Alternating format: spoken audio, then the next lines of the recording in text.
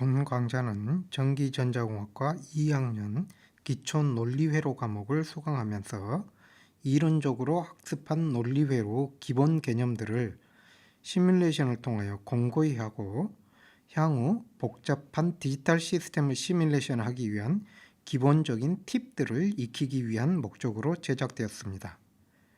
시뮬레이트 툴은 다양한 소프트웨어가 있지만 복잡한 시스템 수준 모델과 논리 회로를 함께 시뮬레이션하기에 손쉬운 시뮬링크를 사용하고 있습니다. 본 실험 강좌는 크게 컨비네이셔널 로직과 시퀀셜 로직 두 개의 강좌로 구성되어 있습니다. 각각 2분의 1 학기 분량에 해당합니다. 첫 번째 동영상에서 다루는 컨비네이셔널 로직은 크게 6개의 챕터로 이루어져 있으며 각 챕터는 10분 내지 15분 정도의 동영상으로 제작되어 있습니다. 이 영상을 시청한 후 각자 영상에서 설명하는 시뮬레이션을 수행하여 보는 것을 전제로 구성되어 있으며 영상의 스피드가 편집되어 있기 때문에 실제 실험은 대략 40분에서 1시간 내외로 소요됨을 참고하기 바랍니다.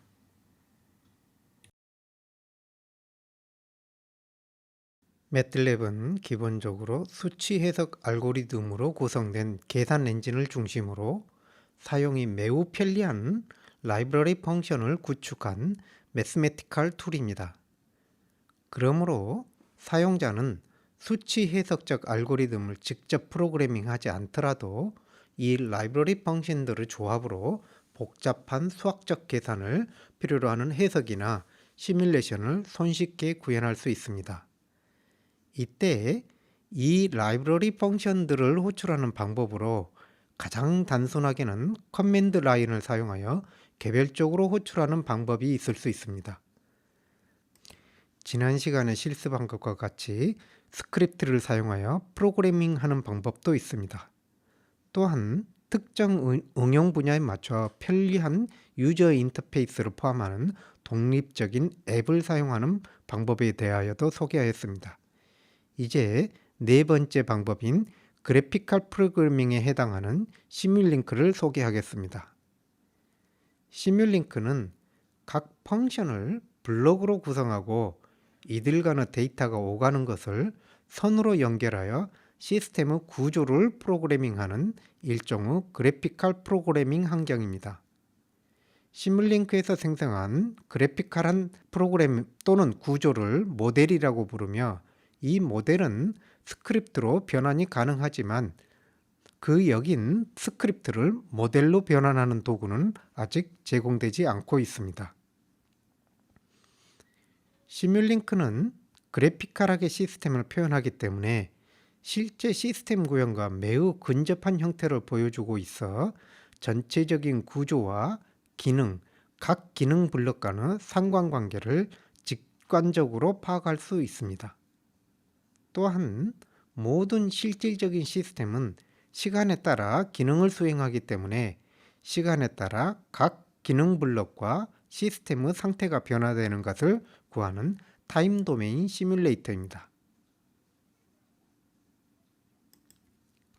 시뮬링크는 커맨드 라인 명령이나 스크립트와 함께 사용되어 보다 다양한 기능을 구현할 수 있는데 이때 데이터들이 전달되는 일종의 글로벌 베리어블이 저장되는 곳을 워크스페이스라고 합니다. 시뮬링크는 커맨드 라인 입출력이나 스크립트로 짜여진 펑션을 기능 블록처럼 사용할 수 있을 뿐만 아니라 심지어 버튼이나 슬라이드 같은 마우스를 사용하는 그래픽 인터페이스, 하드디스크, 파일, 다른 응용 프로그램의 데이터, 컴퓨터의 마이크, 카메라 등과 같은 컴퓨터에 연결된 주변기기뿐만 아니라 인터넷을 통한 데이터 전송까지를 포함하는 시스템을 기능 블록으로 사용하여 매우 복잡한 기능을 손쉽게 구현하고 시뮬레이션 할 수 있습니다. 이와 같이 매틀랩과 시뮬링크는 대단히 편리한 개발 환경을 제공하지만 단점은 계산 속도와 플로팅 포인트 프리시즌이 낮으며 엔진에 내재된 수치 해석 알고리즘이 C나 파이썬과 같은 프로그래밍 언어나 수치 해석 전문 소프트웨어에 비하여 제한적이고 상대적으로 메모리 사용량이 많아 고도의 정밀성과 방대한 크기를 요구하는 시뮬레이션에는 적합하지 않습니다. 보다 전문적인 시뮬레이션을 직접 프로그램으로 작성하고자 할 경우에는 고도의 수치 해석 알고리즘을 라이브러리로 제공하여 다양한 프로그래밍 언어에서 사용할 수 있는 IMSL이나 유사하게 공개 라이브러리인 GNU 사이언티픽 라이브러리를 사용할 수 있습니다. 영상 처리의 경우에는 공개 라이브러리인 오픈CV나 오픈GL이 있습니다. 다양한 역학이나 유체 등 시뮬레이션에 사용되는 유한요소 해석법이나 전자기기, 역학, 연력학, 소자, 유체 등 각 분야별로 전문적인 소프트웨어들이 상용화되어 있습니다. 참고로 컴퓨터를 이용한 수학적 해석은 데이터를 가지고 계산하는 뉴메리컬 아날리시스와 수식 자체를 다루는 심볼릭 아날리시스가 있는데 앞서 소개한 소프트웨어들은 모두 뉴메리컬 아날리시스이며 심볼릭 아날리시스로는 메이플이 유일합니다. 다양한 상업적 수학 소프트웨어들에 심볼릭 아날리시스 도구가 탑재되어 있지만 거의 대부분 매틀랩 엔진을 사용한 것입니다. 심볼릭 아날리시스 도구에 대하여는 별도의 강좌로 소개하도록 하겠습니다. 한편 매우 복잡한 비선형 방정식 또는 열린 미분 방정식을 풀어야 하는데 그 예로 전자회로를 들 수 있습니다. 회로 시뮬레이터인 스파이스는 매우 강력한 수치 해석 엔진을 가지고 있어 시뮬레이션하고자 하는 물리, 화학 등의 시스템을 회로로 모델링하여 스파이스를 이용하여 시뮬레이션을 수행할 수도 있습니다. 이제 실제 시뮬링크를 사용하는 가장 기본적인 방법에 대하여 설명하겠습니다. 매틀랩을 실행하고 새로운 프로젝트를 생성합니다. 프로젝트 창에서 새로운 모델을 생성합니다. 생성된 모델을 더블 클릭하면 이와 같은 모델 창이 열립니다. 또는 매틀랩 데스크탑 상단의 시뮬링크 버튼을 눌러 시뮬링크를 실행시키고 여기에서 새로운 모델을 생성할 수도 있습니다. 당분간 데스크탑은 사용하지 않을 것이니 최소화시켜두고 시뮬링크 창만 남겨둡니다. 이 창에 시뮬레이션 하고자 하는 구조를 만드는데 여기에 사용되는 기능 블럭들은 라이브러리에 들어 있습니다.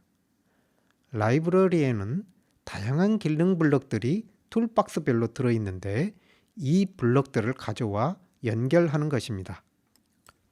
기본적으로 시간 도메인에서 시뮬레이션은 시스템의 입력으로 사용될 수 있는 파형 발생기에 해당되는 소스와 그 결과를 관측하기 위한 싱크가 있으며 블럭들 간을 연결하는 라우팅이 있습니다.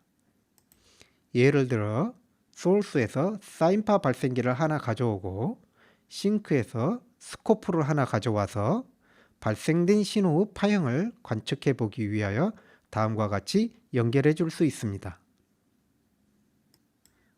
발생시키고자 하는 신호의 주파수와 크기 등 파라미터를 정의하기 위하여 신호 발생기를 더블 클릭하면 다음과 같은 창에서 크기, 옵셋, 주파수, 위상 등을 입력할 수 있으며 샘플링 시간을 입력할 수 있습니다. 샘플링 시간은 시뮬레이션 시간 간격보다 길어야 하며 여기에서 -1을 입력하면 샘플링 간격을 시뮬레이션 간격과 동일하게 사용하겠다는 의미입니다. 시뮬레이션 간격 등 시뮬레이션 파라미터를 정의하기 위하여 프리페어에서 모델 세팅을 선택하면 다음과 같은 창이 열립니다. 가장 기본적으로는 총 시뮬레이션 길이를 입력합니다. 하단의 솔버는 사용하고자 하는 시뮬레이션 시간 간격과 수치 해석 알고리즘을 선택하는 것인데 복잡하고 민감한 시스템의 경우 시뮬레이션 알고리즘, 시간 간격, 컨버전스 파라미터 등의 설정에 따라 상당히 다른 결과를 얻거나 경우에 따라서는 잘못된 결과를 얻을 수 있으므로 매우 주의하여 선택하여야 합니다. 적절한 솔버와 파라미터의 선택은 기본적으로 수치 해석에 대한 충분한 이해를 필요로 하며 여유가 있다면 별도의 수치 해석 과목이나 기타 자료를 통하여 수치 해석을 공부하는 것이 보다 정확한 시뮬레이션을 수행하고 그 결과의 의미를 파악하는 데 도움이 됩니다. 여기에서는 일단 기본 설정된 값으로 시뮬레이션을 실행하여 보겠습니다. 1Hz 사인파를 10초 동안 발생시켜 파형을 보면 시뮬레이션 간격이 지나치게 커서 정상적인 사인파 파형을 얻지 못하였음을 알 수 있습니다. 이제 시뮬레이션 간격을 직접 설정해 보겠습니다. 1Hz 신호 한 주기를 1000개의 포인트로 표현하기 위해서는 시뮬레이션 간격이 1ms이어야 합니다. 시뮬레이션 간격을 픽스드로 바꾸고 설정하여 실행하여 보겠습니다. 이제 파형이 연속적인 그래프로 보이지만 줌인하여 보면 초당 1000개의 포인트로 연결된 그래프임을 알 수 있습니다. 그러므로 시뮬레이션 간격은 예측되는 가장 빠른 신호의 변화를 충분히 표현할 수 있을 정도로 작은 간격으로 설정하여야 하지만 계산 과정 및 결과에서 대단히 큰 메모리량을 요구하며 시뮬레이션 시간이 지나치게 길어져서 컴퓨터 리소스를 고려하여 적절하게 설정하여야 합니다. 오토를 사용하는 경우 일반적인 상황에서는 시뮬레이션이 비교적 잘 수행되지만 그 결과물의 의미를 정확하게 해석하기 어렵기 때문에 시간 간격은 가능한 직접 설정하여 줄 것을 권합니다. 솔버 알고리즘은 몇 가지 제공되고 있지만 수치 해석에 대한 이해가 없는 경우 디스크리트 타임을 선택하여 설정된 시뮬레이션 포인트에서 다음 시뮬레이션 시간 포인트에서의 값을 구할 때 현재 시점 값만을 고려하는 가장 초보적인 알고리즘을 선택하거나 1차 선형 인터폴레이션을 사용하는 ODE1을 먼저 사용하여 보고 전반적인 결과가 예상과 일치할 때 보다 세세한 시뮬레이션을 위하여 다른 알고리즘을 사용하여 시뮬레이션을 하여 보고 비교해 볼 것을 권합니다. 이제 시뮬링크와 워크스페이스 사이의 데이터를 주고받는 방법에 대하여 설명하겠습니다. 데스크탑 창을 다시 보면 워크스페이스에 out이라는 변수가 생성되어 있는 것을 볼 수 있는데 여기에는 시뮬링크에서 시뮬레이션이 실행된 시간이 벡터로 들어 있습니다. 시뮬링크와 워크스페이스 사이의 데이터를 주고받기 위하여 소스와 싱크에 각각 from workspace to workspace라는 블럭이 있습니다. 발생된 파형을 워크스페이스로 보내기 위하여 싱크 to workspace를 가져와 연결하겠습니다.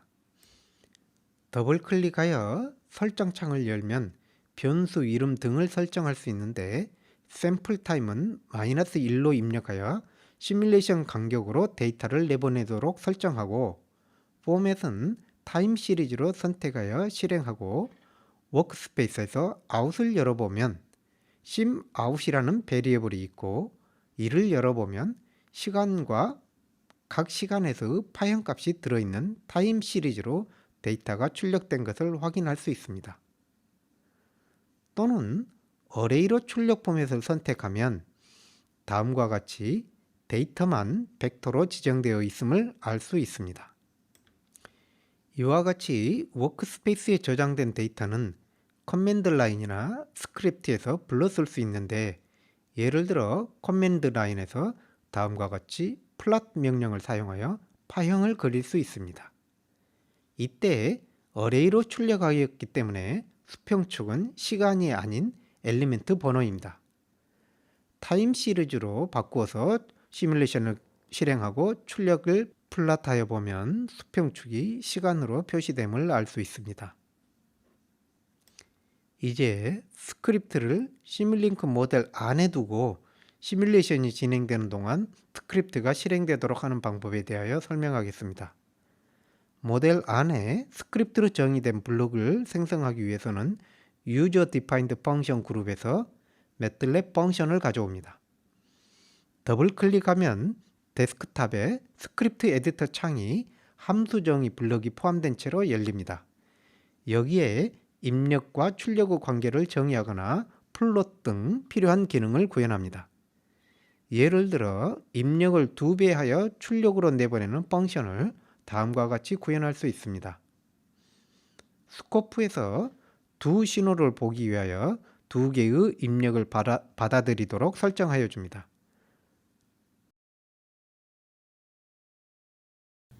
지난 시간에는 매틀랩과 시뮬링크에 대한 기본적인 사용 방법을 설명하였는데, 이번 시간에는 디지털 시뮬레이션을 위한 기본적인 환경에 대하여 설명하겠습니다. 이를 위하여 새로운 시뮬링크 모델을 생성하고 라이브러리에서 로직 앤 비트 오퍼레이션을 선택합니다. 여기에는 논리 회로를 사용하기 위한 여러 가지 블록들이 있는데, 기본적으로 AND, OR와 NAND와 같은 로직 게이트들이 있습니다. 각 로직 게이트를 표현하는 심볼을 보다 직관적으로 알아볼 수 있도록 하기 위해서 아이콘 쉐입을 디스팅티브로 선택합니다. 로직 게이트 입력 수는 더블 클릭하여 Number of Input Port에서 설정할 수 있습니다. 이와 같은 로직 게이트와 비트 오퍼레이션은 시뮬링크 라이브러리의 퀵 스타트 아래 다시 로직 앤드 비트 오퍼레이션이라는 라이브러리 아래에 보다 직관적으로 사용할 수 있도록 정리되어 있습니다. 이를 사용하여도 동일합니다. 논리 회로를 구성하는 기본 요소에는 로직 게이트 외에 플립플롭이라는 것이 필요로 합니다. 플립플롭은 라이브러리 하단의 시뮬링크 익스트라스에 플립플롭이라는 라이브러리가 있고 이 안에 정리되어 있습니다.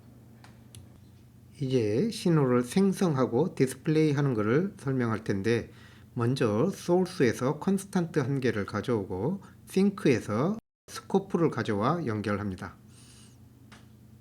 시간에 따라 변화하는 신호인 사인 웨이브를 하나 더 가져와 설치를 하고, 이 두 신호를 스코프에 표현하기 위해서 스코프 설정에서 입력 개수를 2개로 설정합니다.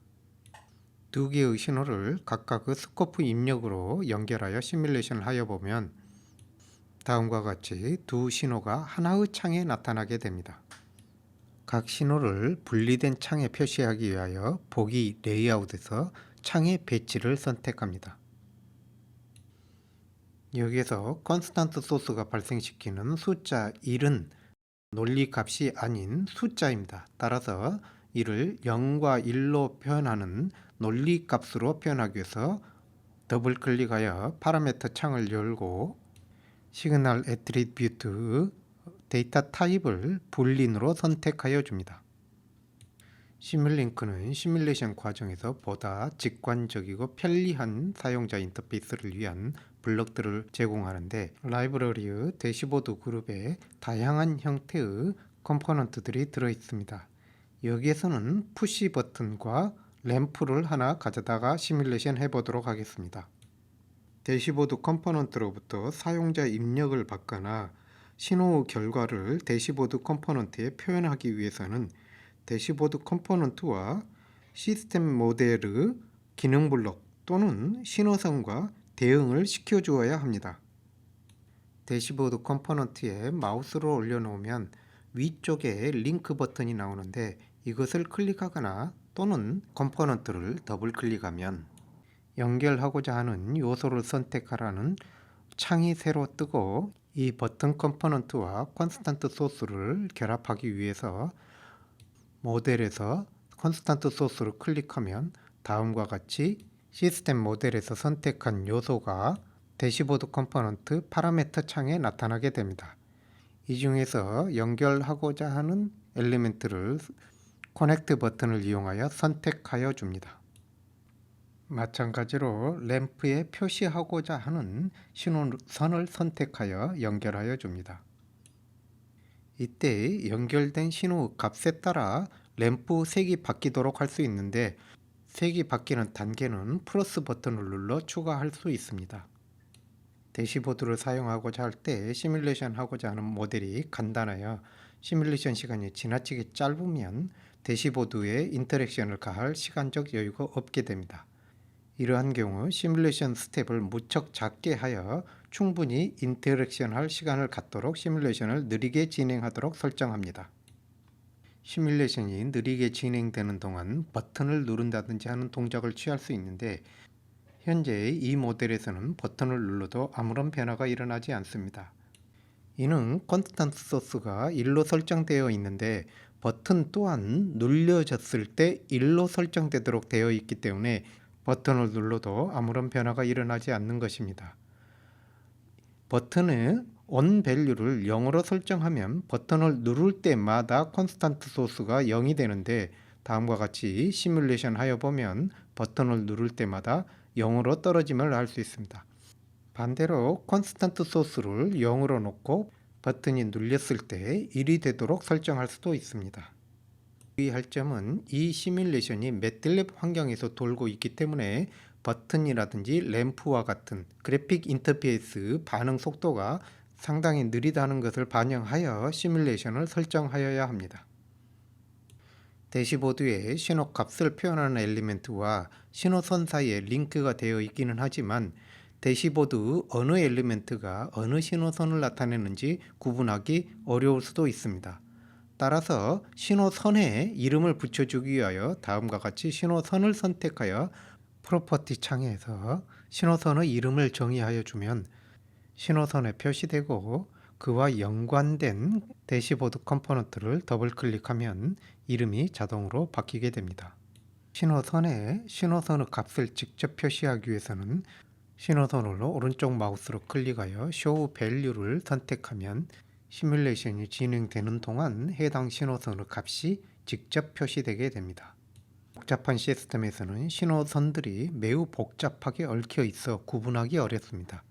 그러므로 여러 개의 선을 하나로 묶어서 배선을 간단하게 하는 방법이 두 가지가 있는데 먹스를 사용하는 방법과 버스를 사용하는 방법이 있습니다. 여기서는 먹스를 사용하여 이 두 신호를 합하여 디스플레이로 보내보도록 하겠습니다. 시뮬레이션을 실행하여 보면 에러 메시지가 나오는데 이 에러 메시지의 내용은 두 개의 신호가 하나는 불린이고 하나는 더블이기 때문에 서로 다른 성격의 두 신호를 하나의 먹스로 묶을 수 없다는 내용입니다. 그러므로 사인 웨이브를 제거하고 컨스턴트 블럭을 오른쪽 마우스를 클릭하여 움직이면 선택한 블럭이 복사됩니다. 새로 생성된 컨스턴트 블럭도 불린 신호를 발생함을 확인하고 새로 생성된 컨스턴트 소스에 대시보드 다른 모양의 스위치를 가져와 링크를 시켜줍니다. 시뮬레이션을 실행하여 보면 두 가지 문제가 발생하는데 첫 번째 문제는 파형이 연속적으로 표시되지 않고 버튼을 누를 때만 표시된다는 것이고 두 번째는 하단에 워닝 메시지가 나타납니다. 먼저 워닝 메시지의 의미는 스코프 두 번째 입력 단자에 아무것도 연결되지 않았다는 것을 얘기하고 있습니다. 이는 시뮬레이션에 큰 문제가 없기 때문에 무시하여도 괜찮습니다. 버튼을 누를 때만 그래프가 표시되는 것은 매틀랩의 그래프 출력에 대한 반응이 상당히 느리기 때문에 시뮬레이션을 빠르게 실행하기 위하여 시뮬레이션 결과에 변화가 없는 동안에는 그래픽 출력을 실행하지 않기 때문입니다.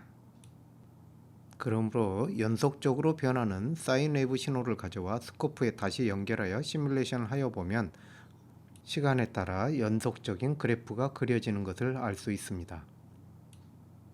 여기에서 그래프 선이 굵어진 것으로 보이는데 이는 선의 굵기가 굵어진 것이 아니라 매 시뮬레이션 포인트마다 마커가 표시됐기 때문입니다. 마커를 표시하지 않기 위해서는 보기 메뉴 스타일 옵션에서 각 그래프의 마커 표시 여부를 선택할 수 있습니다. 다시 시뮬레이션을 하여 보면 그래프가 마커가 없이 선으로 표시됨을 확인할 수 있습니다. 먹스를 이용하여 하나의 연결선으로 합하여진 두 신호를 이제 D먹스를 이용하여 다시 분리하도록 하겠습니다. 표시하여야 할 선이 3개이므로 스코프의 입력을 3개로 늘리고 창도 3개로 늘려줍니다. 버스를 사용하여 연결선을 간소화하는 방법에 대하여는 추후 다시 설명하도록 하겠습니다.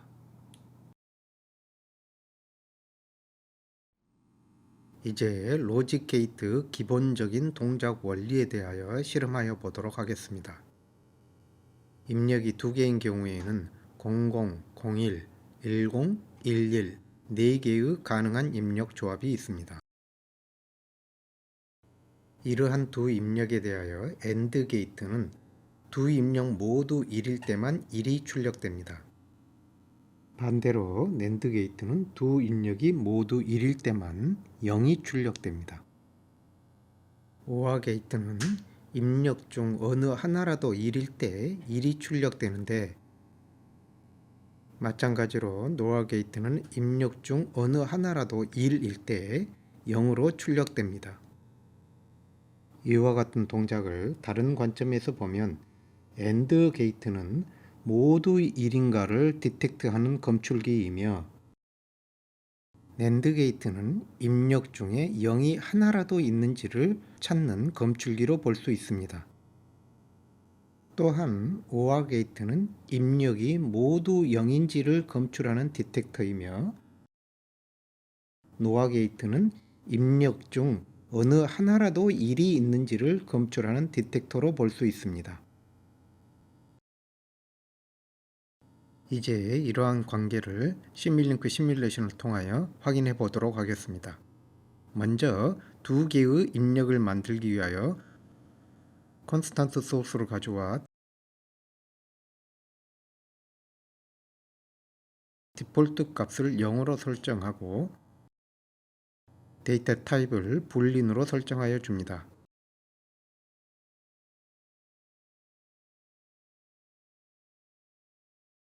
이를 복사하여 두 개의 디지털 신호원을 만듭니다. 이 두 신호를 시뮬레이션 도중 손쉽게 컨트롤하기 위해서 대시보드에서 두 개의 토글 스위치를 가져옵니다.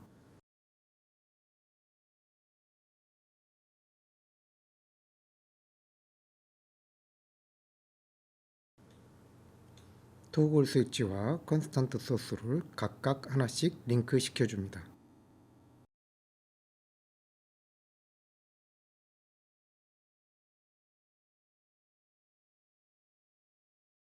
화면을 정리하기 위하여 토글 스위치의 레이블을 숨기도록 블록 파라미터를 설정하고 위치를 정리하여 줍니다.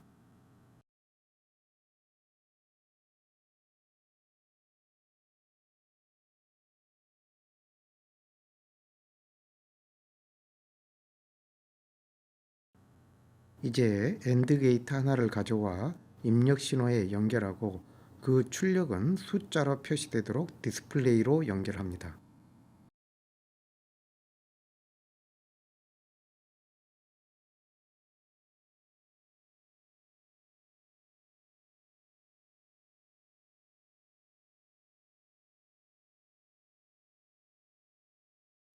시뮬레이션이 진행되는 동안 각 신호의 상태를 직관적으로 알아볼 수 있도록 램프를 가져와 신호선에 링크하고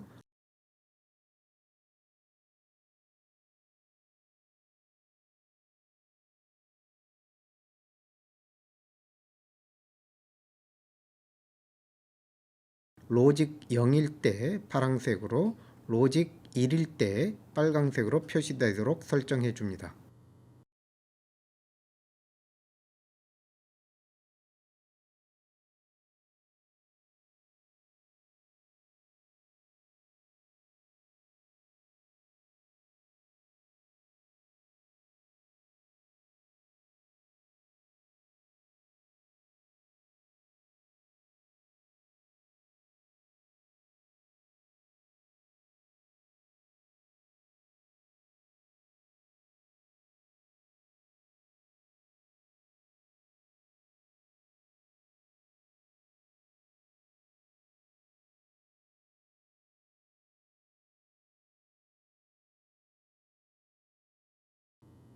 시뮬레이션을 하여 보면 두 입력이 모두 0이므로 출력도 0이 나옴을 확인할 수 있습니다. 시뮬레이션을 전체 시뮬레이션 시간 동안 진행하지 않고 한 시뮬레이션 스텝 동안 진행되고 멈춰 있도록 할 수 있습니다. 시뮬레이션이 멈춰 있는 동안 대시보드 컴포넌트를 조작하고 다음 스텝을 실행하여 그 조작의 결과에 대하여 확인할 수 있습니다.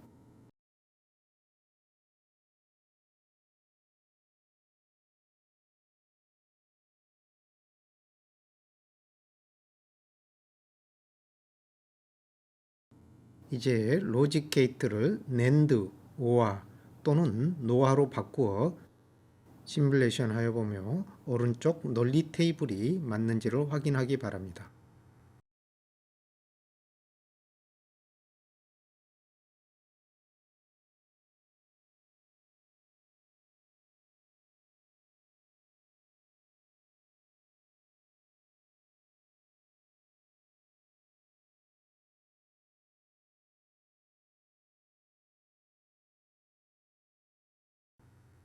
이러한 로직 오퍼레이션은 각각의 축이 0과 1로 구분되는 2차원 평면상에서 특정 영역을 나타내게 되는데, 예를 들어 AND 게이트는 다음과 같이 1, 1에 해당되는 영역만 1로 표시하여 주는 영역 구분기라고 볼 수 있습니다. 다른 게이트에 대하여도 이와 같은 영역을 표시하여 보기 바랍니다. 논리 게이트 중 XOR 게이트는 다음과 같은 논리값을 갖게 되는데, 이는 입력이 다름을 검출하는 디텍터로 볼 수 있으며, NXOR은 입력이 일치하는지 여부를 판단하는 디텍터로 볼 수 있습니다.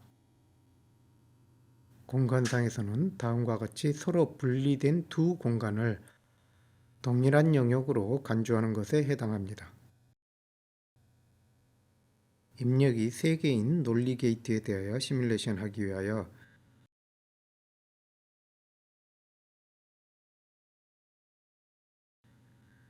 컨스탄트 소스, 토글 스위치, 램프를 복사하여 설치하고 각 대시보드 컴포넌트들을 해당하는 신호 소스와 신호선에 각각 링크하여 줍니다.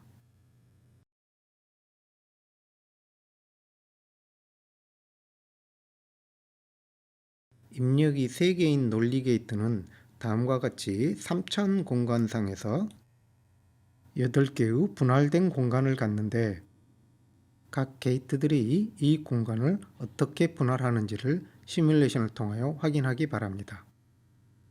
이제 이와 같은 8개의 공간 중 다음 예와 같이 임의의 영역을 구분하기 위한 방법을 찾아보기 바랍니다. 이번 시간에는 논리 게이트를 이용하여 간단한 논리 회로를 꾸며보도록 하겠습니다. 논리 회로는 1과 0으로 표현되는 신호의 묶음으로 수 또는 정보를 표현하는데, 이러한 묶음을 바이너리 코드라고 합니다. 예를 들어 3비트 바이너리 코드는 다음과 같이 총 7가지 가능한 조합이 있습니다.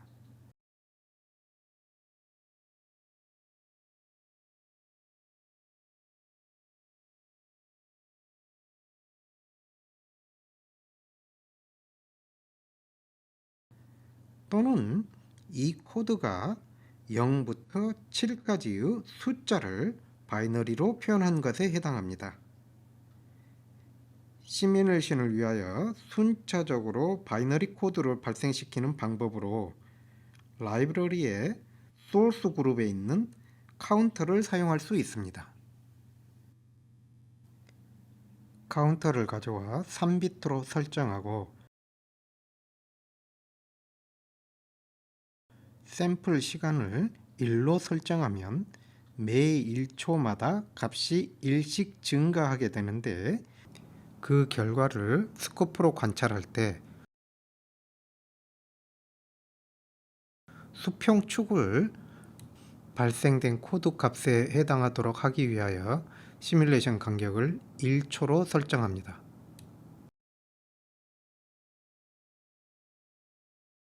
시뮬레이션을 하여보면 0부터 7까지 1초에 1씩 증가하는 계단파 파형을 볼 수 있습니다.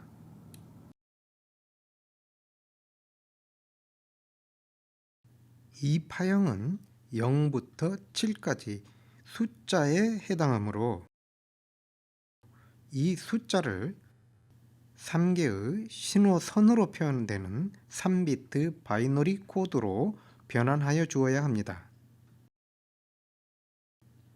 라이브러리의 User Defined Function 그룹에서 매틀랩 펑션을 이용하여 이러한 변환을 구현하여 보겠습니다. 매틀랩 펑션 블록을 가져와 더블 클릭하면 다음과 같이 펑션을 정의할 수 있는 스크립트 에디터 창이 열립니다. 여기에는 U를 입력으로 받아 Y를 발생하는 함수가 디폴트로 정의되어 있습니다. 입력 U는 카운터로부터 받아들인 숫자이며 이로부터 D2, D1, D0로 구분되는 3개 출력 신호를 발생시키도록 출력을 수정합니다.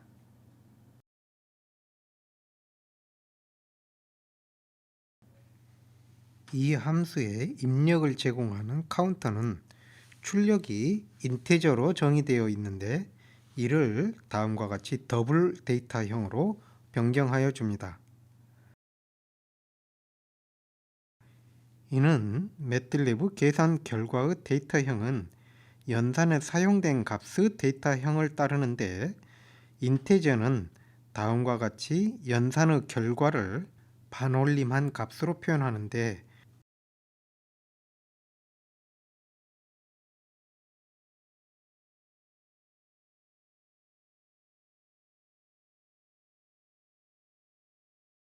이 함수에서 소수점 이하 값을 유지하기 위해서 형을 변환해 준 것입니다. 최상위 비트, 세 번째 비트를 결정하기 위하여 입력된 값을 2의 제곱으로 나누어 몫을 취하면 입력값이 4 이상인 경우 D는 1이 되며 그 이하는 0이 됩니다. 두 번째 비트는 최상위 비트가 1인 경우에는 입력값으로부터 4를 빼고 나머지에 대하여 2의 1승으로 나눈 몫으로 결정합니다. 최상위 비트가 0인 경우는 나머지가 입력값과 같은 값을 가지므로 마찬가지로 2의 1승으로 나누어 그 몫으로 두 번째 비트를 정합니다. 마찬가지 방법으로 마지막 비트도 결정하여 출력하는 함수를 정의할 수 있습니다. 펑션 정의 후 편집이 끝나면 편집기 메뉴 시뮬링크 그룹에서 고트 다이어그램을 선택하면 다이어그램의 매틀랩 펑션 블럭에 3개의 출력이 생성됩니다.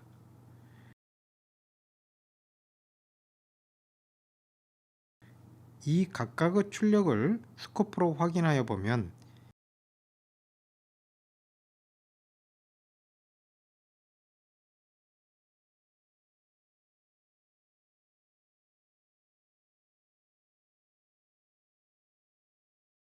최하위 비트는 매 1초마다 값이 바뀌며 두 번째 비트는 매 2초마다, 세 번째 비트는 매 4초마다 값이 바뀌어 000부터 111까지의 바이너리 코드를 차례로 발생함을 알 수 있습니다. 이제 논리 게이트로 불린 함수를 구현하여 시뮬레이션 해보겠습니다. 예를 들어 다음과 같은 불린식을 구현하기 위하여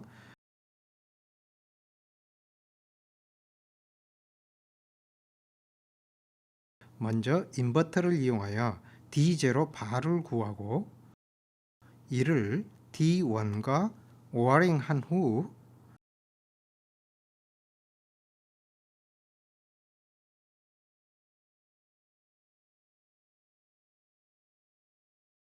다시 인버전 하기 위하여 OR을 노아로 변경하여 줍니다.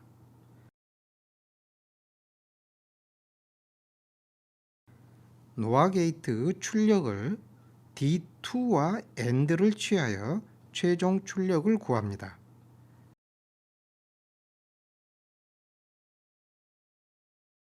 시뮬레이션을 하여 보면 입력 코드가 5일 때, 즉 입력이 101일 때 출력이 1이 되고 그 외의 입력 코드에 대하여는 0임을 알 수 있습니다.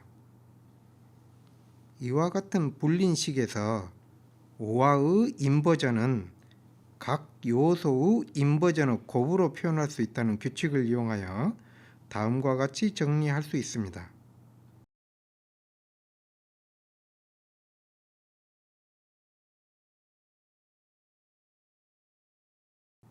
이 식은 먼저 D1 바와 D0를 AND하고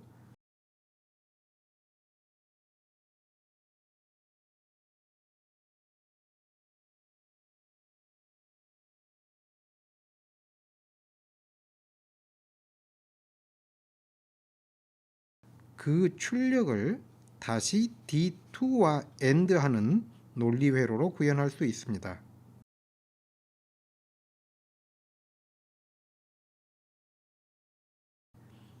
시뮬레이션을 하여 보면 앞서 구현한 회로와 동일한 결과를 확인할 수 있습니다. 이와 같이 연속된 두 개의 AND 게이트가 아닌 3개의 입력을 갖는 AND 게이트 하나로 구현하여도 동일한 결과를 갖습니다. AND 게이트를 사용한 불린식을 다음과 같이 노아 게이트를 사용한 불린식으로 변경할 수 있는데, 이를 3개의 입력을 갖는 노아 게이트에 D2 바, D1, D0 바를 각각 입력하여 시뮬레이션 하여도 동일한 결과를 갖는다는 것을 확인할 수 있습니다.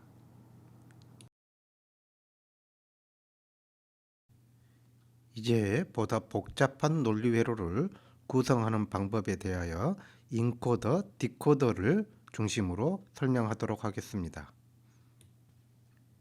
예를 들어 앞선 실험에서 설명하였던 입력이 3개인 디지털 신호는 다음과 같은 총 8개의 가능한 조합이 있습니다. 이러한 입력의 조합에 대하여 입력의 상태 또는 의미를 Y1, Y2 두 개의 신호로 표현하고자 할 때 각 출력의 상태가 다음과 같아야 한다면 총 8개의 입력 신호는 Y1, Y2가 00, 01, 10, 11로 표현되는 4가지 상태로 구분된다는 것을 의미합니다. 이와 같이 입력과 출력의 관계를 구성하는 논리회로를 인코더 또는 디코더라고 하는데, 일반적으로 입력의 개수보다 출력의 개수가 작으면 상태를 코드로 표현한다는 의미에서 인코더라고 하며, 반대로 출력의 개수가 더 많으면 풀어 헤친다는 의미에서 디코더라고 합니다.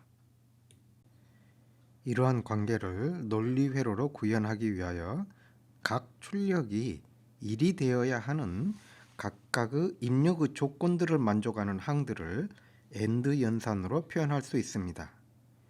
예를 들어 이 표에서 Y1이 1이 되어야 하는 첫 번째 입력의 조건은 D2, D1이 0이면서 D0는 1이어야 합니다.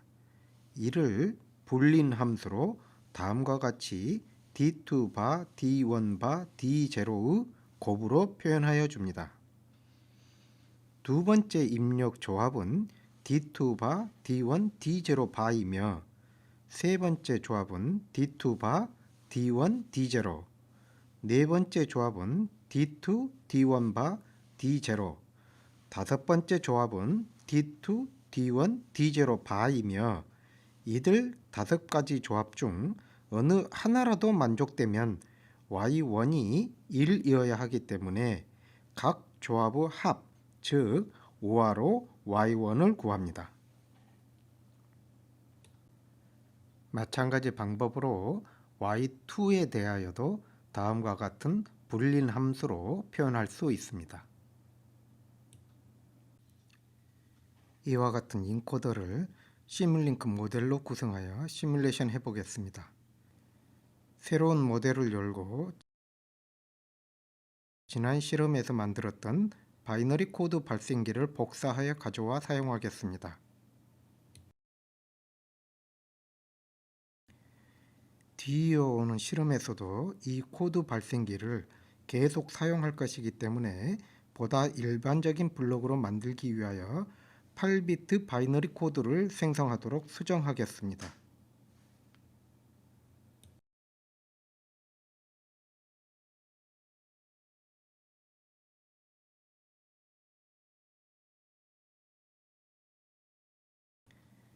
일반적으로 디지털 데이터는 8비트를 기본 단위로 하는데 이를 1바이트라고 합니다. 대부분의 디지털 시스템은 8비트, 16비트, 32비트, 64비트와 같이 이의 성수개수 비트수를 갖는 신호로 수와 정보를 표현하는 기본 단위로 사용합니다. 수정을 완료한 후 다이어그램으로 돌아가면 다음과 같이 8개의 출력 포트가 생성됩니다. 정상적인 동작 여부를 확인하기 위하여 스코프를 가져와 8개의 각 출력 비트 파형을 관찰해 보겠습니다.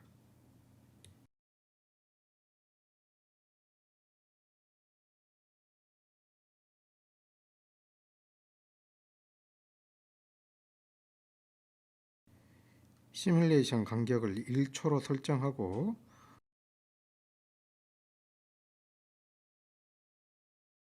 총 시뮬레이션 시간을 256초로 카운터를 8비트 1초 간격으로 설정하여 시뮬레이션을 실행하면 다음과 같은 파형을 얻을 수 있습니다. 이 파형을 보면 최상위 비트는 전체 구간을 2분의 1로 나누며 두 번째 상위 비트는 각각의 2분의 1 구간을 다시 2분의 1로 나누어 전체 구간을 4분의 1로 나눈다는 것을 알 수 있습니다.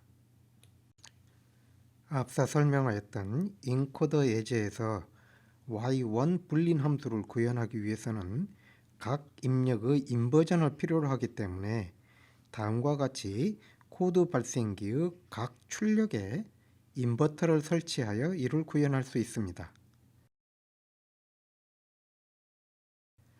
보다 간단하게는 매틀랩 펑션의 스크립트에서 각 출력의 인버전을 구하여 이를 별도의 출력으로 정의하여 줌으로써 다음과 같이 총 16개의 출력을 갖는 블록으로 정의할 수 있습니다. 각 비트가 인버전된 출력 파형을 관찰하여 보면 원래 데이터 출력은 0000부터 1111로 값이 커지는 반면 인버전된 출력은 1111로부터 0000으로 값이 감소한다는 것을 알 수 있습니다.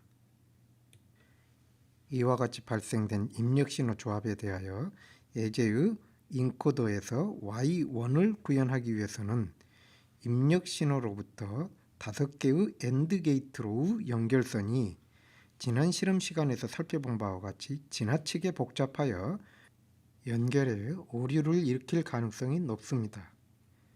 더욱이 시뮬레이션 결과에서 발견된 오류로부터 어느 연결에 오류가 있는지를 역으로 찾아내기는 더욱 어렵습니다. 이러한 연결선의 복잡도는 구현하고자 하는 시스템의 복잡도에 따라 기하급수적으로 증가하기 때문에 보다 체계적인 배치 배선 방법을 사용하여야 합니다. 대표적인 라우팅 기법으로 버스라는 개념이 있습니다. 버스는 하나의 정보를 표현하는 신호선들의 묶음으로 예를 들어 앞서 구현한 코드 발생기의 16개 출력을 하나의 버스로 표현할 수 있습니다. 이를 위하여 라이브러리 라우팅 그룹에서 버스 크리에이터를 가져와 16개의 입력을 갖도록 설정하고 각 입력을 코드 발생기의 각 출력에 연결하여 줍니다.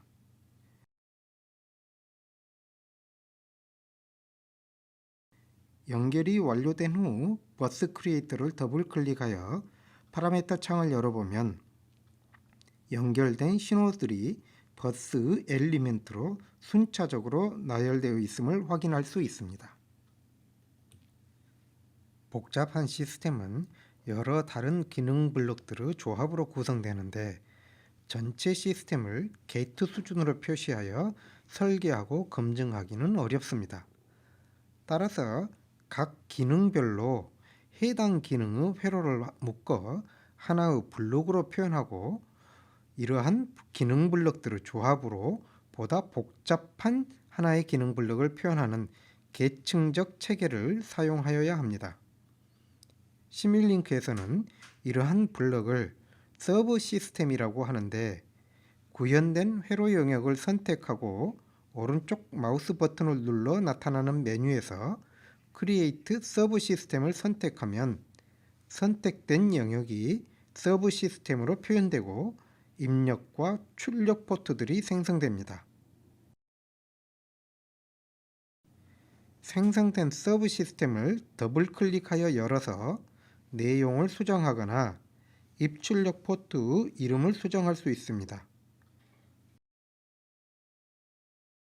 또한 서브 시스템을 회전, 플립하거나 입출력 포트 위치를 수정하여 구성하였을 때 손쉽게 블록들 간의 상관관계를 파악하도록 정의할 수 있습니다.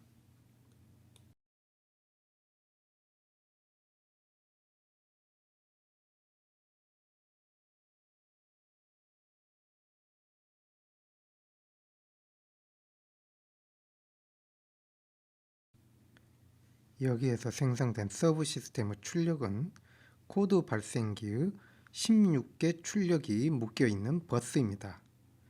이 버스의 데이터나 파형은 직접적으로 스코프로 관측할 수 없습니다. 버스로 묶인 신호선들 중 특정 신호선을 끄집어내기 위해서는 라이브러리 라우팅 그룹의 버스 셀렉터를 사용합니다. 버스 셀렉터를 버스에 연결하고 더블 클릭하면 왼쪽에 버스에 묶여 있는 신호선들의 목록이 나타나는데 이 중에서 끄집어내고자 하는 신호선을 선택하면 오른쪽에 선택된 신호선들이 나타납니다. 예를 들어 예제 인코더의 Y1 출력식에 포함된 첫 번째 항에서 필요로 하는 D2바, D1바, D0를 다음과 같이 선택할 수 있습니다.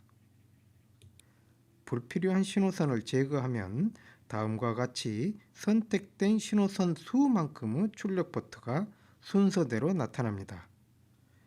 이와 같이 선택된 신호선은 스코프로 파형을 관측하거나 게이트 회로에 인가할 수 있습니다. 이제 이 버스를 이용하여 예제의 인코더를 구현하여 보겠습니다. Y1 출력의 첫 번째 항에 필요한 신호선을 선택하여 뽑아내어 이를 입력이 3개인 AND 게이트에 입력으로 가함으로써 첫 번째 항을 구현할 수 있습니다.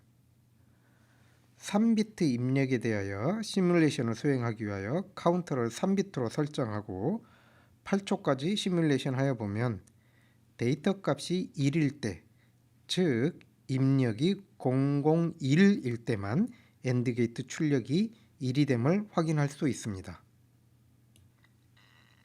버스 셀렉터와 AND 게이트를 복사하여 4개를 추가하고 각 버스 셀렉터가 Y1 불린식의 두 번째, 세 번째, 네 번째, 다섯 번째 항에 각각 해당하는 신호선을 선택하도록 설정합니다.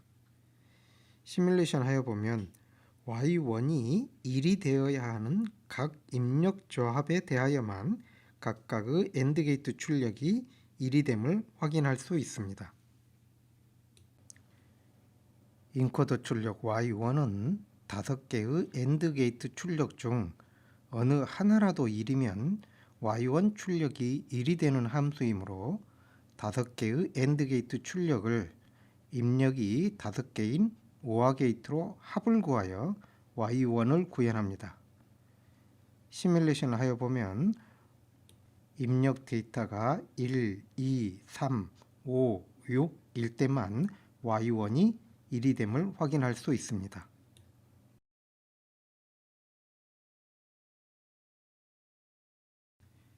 마찬가지 방법으로 Y2를 구현하여 3비트 입력을 2비트 출력으로 매핑하는 인코더를 구현할 수 있습니다.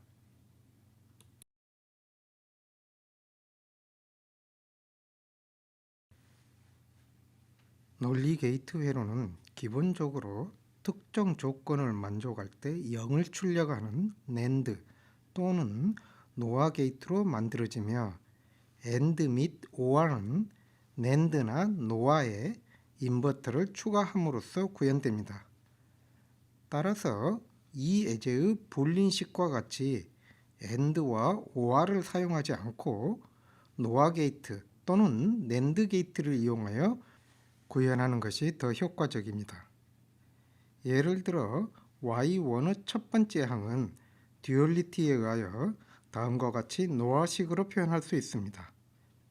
첫 번째 항의 AND 게이트만을 노어 게이트로 치환하고 그에 상응하는 입력으로 버스 셀렉터를 수정하여 시뮬레이션 하여도 동일한 결과를 얻을 수 있습니다. NAND나 NOR 게이트로 논리 회로를 구현하기 위해서는 입출력 관계를 정의하는 논리표에서 출력이 1이 되는 조합이 아닌 0이 되는 조합을 선택하여 회로로 구현하게 됩니다. 이제 이 예제의 인코더를 모두 노아 게이트만을 사용하여 구현하여 보기 바랍니다.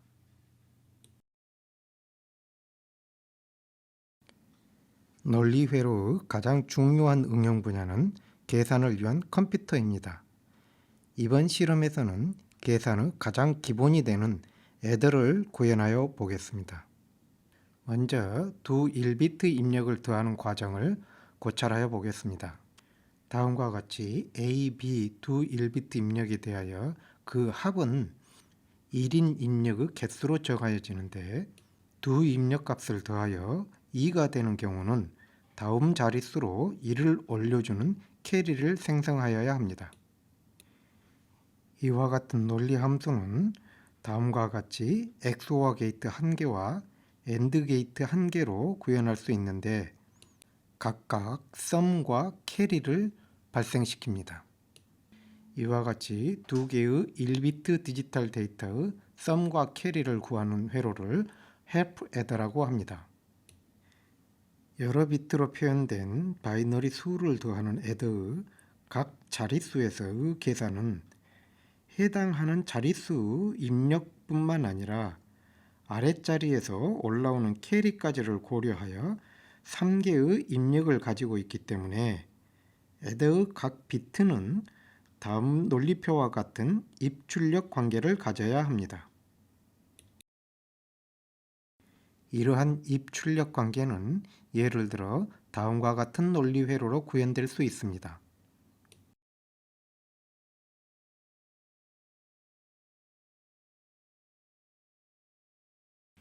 여기에서 XOR 게이트와 NAND 게이트로 구성된 이 각 부분이 help adder에 해당함을 알 수 있습니다. 이와 같이 캐리를 반영하여 adder의 한 비트를 처리하는 회로를 full adder라고 합니다.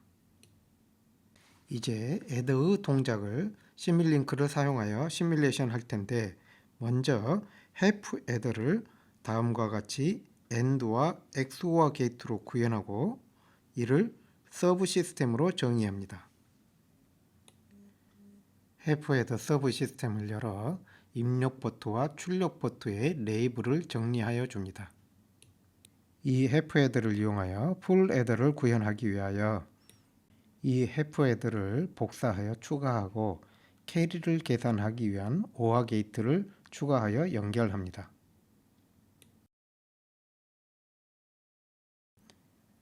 이와 같이 구현된 full adder를 다시 서브 시스템으로 정의를 하고 입력 포트들을 정리하여 줍니다.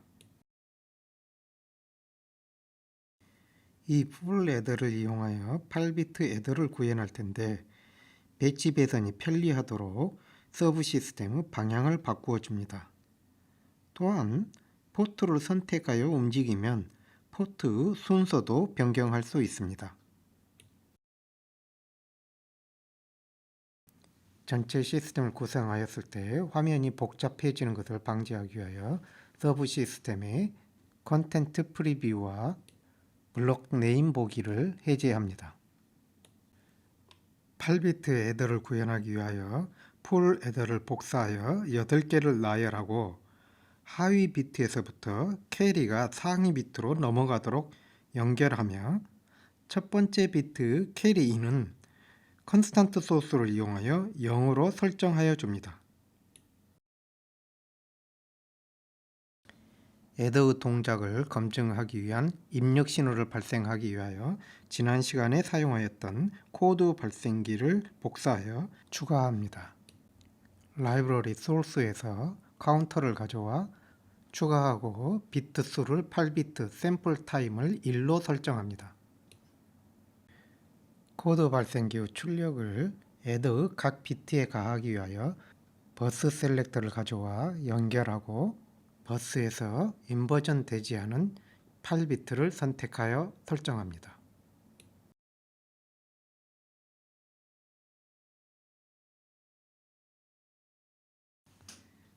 버스 셀렉터의 출력을 상위 비트부터 풀 애더의 한쪽 입력에 각각 연결하여 줍니다. 두 번째 애더 입력을 발생시키기 위하여 카운터 코드 제너레이터 버스 셀렉터를 복사하여 하나 더 추가합니다.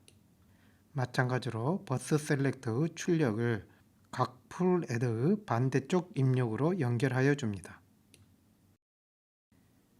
복잡한 시스템 모델에서는 연결선의 구분이 매우 어렵기 때문에 체계적이며 일정한 규칙에 따라 배선하여야 하며 각 기능 블록의 상대적 배치가 배선의 복잡도를 낮출 수 있도록 정하여야 합니다. 시뮬링크에서는 각 블럭을 오른쪽 마우스로 선택하여 포맷에서 포그라운드 컬러를 설정하면 그 출력선 또한 색을 갖기 때문에 각 신호 경로의 블럭을 색을 달리하여 설정함으로써 연결선을 보다 손쉽게 구분할 수 있습니다.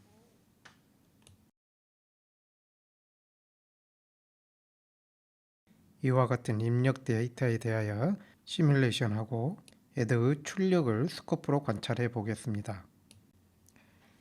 8비트 애더 출력뿐만 아니라 최상위 비트 캐리 및 입력 데이터를 함께 관찰하기 위하여 스코프 입력을 10개로 설정하고 최상위 비트 캐리와 각 풀 애더의 출력을 연결하여 줍니다.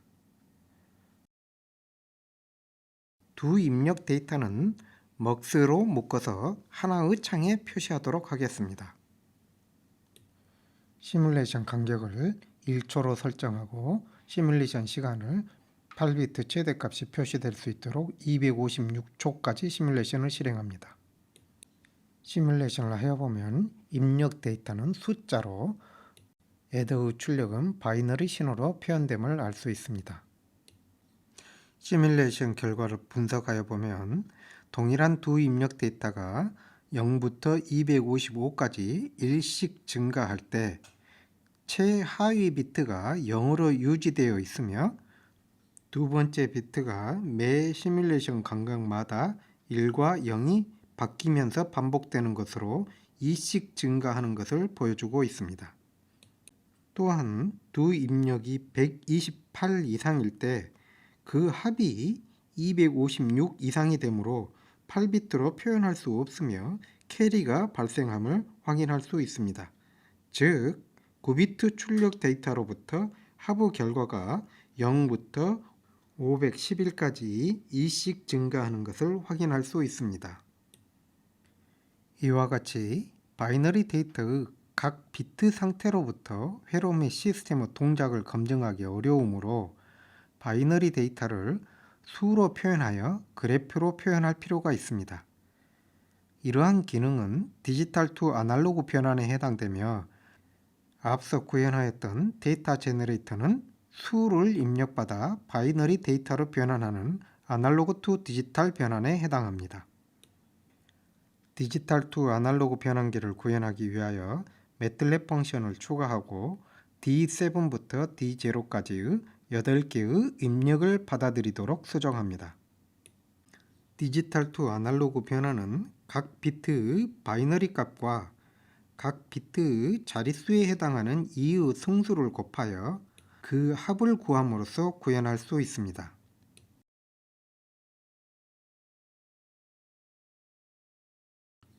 이 DAC의 입력에 애더의 출력을 연결하고 DAC 출력을 첫 번째 창에 표시되도록 먹스 입력을 추가하여 연결합니다.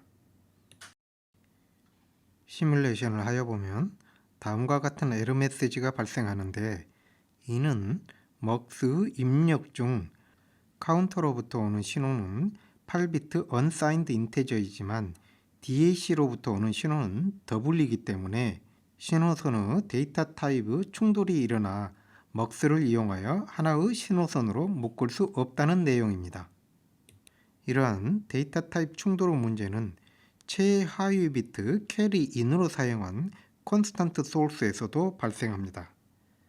데이터 타입의 불일치를 해결하기 위하여 콘스턴트 소스를 더블 클릭하여 파라미터 애트리뷰트에서 출력 데이터 타입을 불린으로 설정하여 줍니다. 먹스 입력에서의 데이터 타입 충돌은 DAC의 계산 결과를 8비트 unsigned 인테저로 선언하여 줌으로써 해결할 수 있습니다. 시뮬레이션을 하여 보면 정상적으로 시뮬레이션이 수행됨을 확인할 수 있습니다.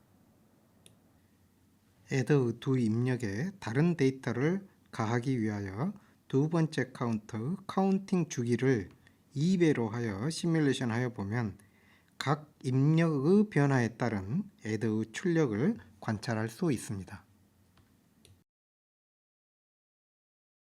이제 좀 더 다른 파형의 입력 데이터에 대하여 애더의 동작을 검증하기 위하여 사인 웨이브를 입력으로 가해 보도록 하겠습니다.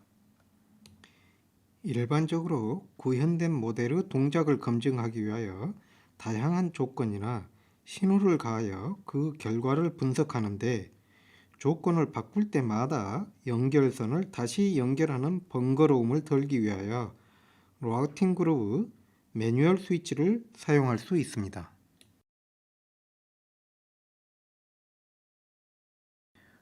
추가된 사인 웨이브 소스를 더블 클릭하여 파라미터 창에서 신호 발생 타입을 샘플 베이스드로 선택하고 진폭을 128로 옵셋 값을 128로 설정합니다.